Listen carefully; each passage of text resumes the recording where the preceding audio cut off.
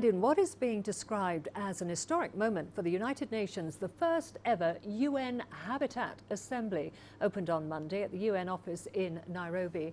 The UN Habitat Assembly now becomes the world's highest decision-making body, focusing on sustainable urbanization. CGTN's Nagila now reports on the opening ceremony. It is so decided.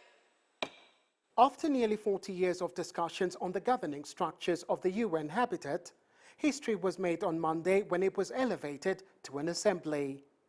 This now means the UN Habitat Assembly, based in Nairobi, will be the world's highest decision-making body focused on sustainable urbanization. The Assembly's first order of business was to elect Martha Delgado as its first ever president.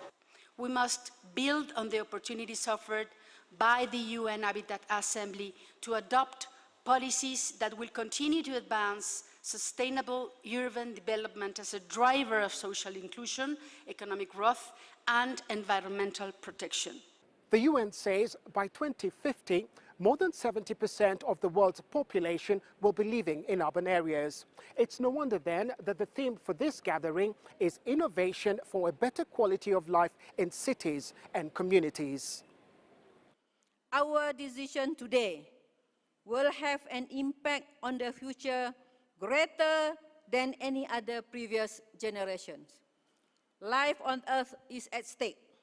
We have the ability and the means to make life better in the smallest village to the biggest city.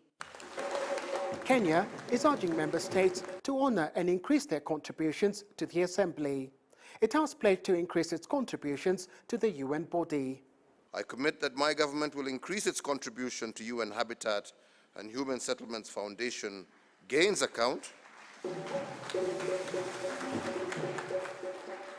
during our next annual contribution.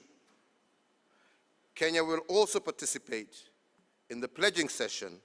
Over the next 5 days, the UN complex will be a hive of activity with more than 50 meetings scheduled.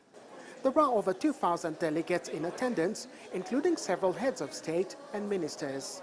A declaration is expected to be announced on Friday after the official closing ceremony. Nagila, CGTN, Nairobi, Kenya.